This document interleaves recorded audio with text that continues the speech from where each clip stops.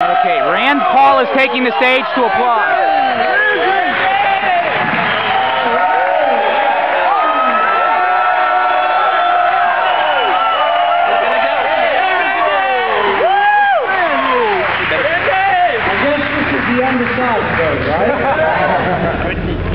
We've been campaigning hard. We just got here from a little break, but we came from Iowa. Yeah. People ask me, do you like campaigning? Do you like going around Iowa? It was just like this, overflowing crowds, lots of youth and lots of energy.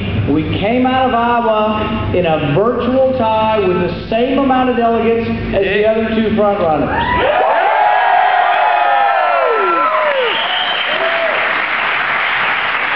As people say, is campaigning fun? And I was thinking back to one time during my campaign, I came into a little town of Litchfield, Kentucky, and a woman came up to me and she grabbed me by the hair. And I said, "What's up?" And she said, "I just want to check and see if it was a toupee or not." I said, "Hey lady, I'm just having a bad hair day.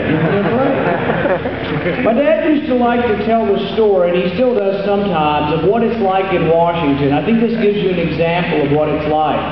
There was a real close budget vote, and there was one Republican wavering in the wind. Kind of sounds like some of our other nominees a little bit. Yeah. Wavering in the wind, didn't know whether to vote for the package or not, but there were all kinds of goodies in the package for his district.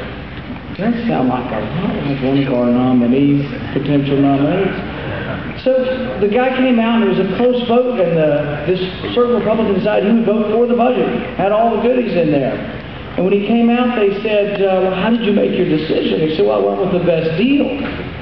And they said, "Well, does that mean your vote's for sale?" And he said, "No, but it's damn sure for rent."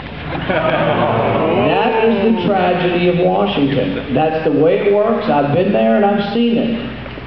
And so many of us, as this campaign goes on, we want to say, it was just President Obama. If we just get rid of President Obama, it'd be fine. But what happened when we had a Republican president and a Republican Congress? We doubled the size of the debt. The debt's not a new problem. It's worse. The president's making it worse. Spending's out of control and the debt's out of control.